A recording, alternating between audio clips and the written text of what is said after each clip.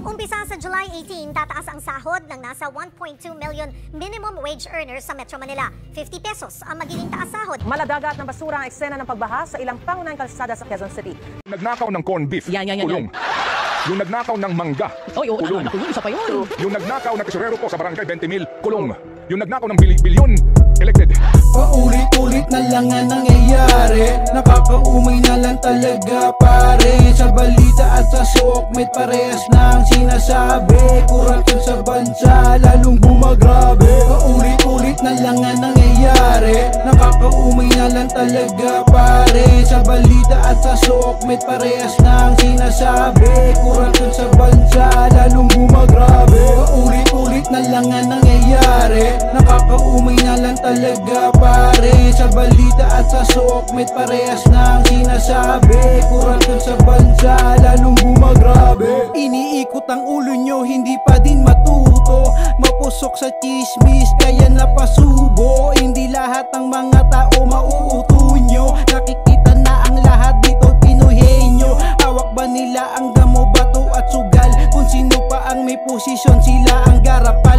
Ginawa ko tong kanta para hindi magtanghal sa mga hindi mulat, ito ang aking sampal. Huwag agad maniniwala kung hindi totoo, mapanlin lang yung mga nakikita nyo. Magulo ang kaganapan, huwag kayo magpapalito. Hindi lang dito yan nangyayari, pati sa buong mundo. Malabo na ang pagbabago kahit saan mo tignan. Hustisya hindi matanggap kapag merong patayan. Ilang beses pa ba to mararanasan? Hindi tayo malaya, walang matatakasan. Paulit-ulit na lang nga nangyayari, nakakaumay na lang talaga pare. Sa balita at sa sokmet parehas na ang sinasabi, korupsyon sa bansa lalong bumagrabe. Paulit-ulit na lang nga nangyayari, nakakaumay na lang talaga pare. Sa balita at sa sokmet parehas na ang sinasabi, korupsyon sa bansa lalong bumagrabe. Ang daming hirap sa buhay lalo pang pinapahirapan. Lagi na lang ba daw ganito hanggang sa sukdulan?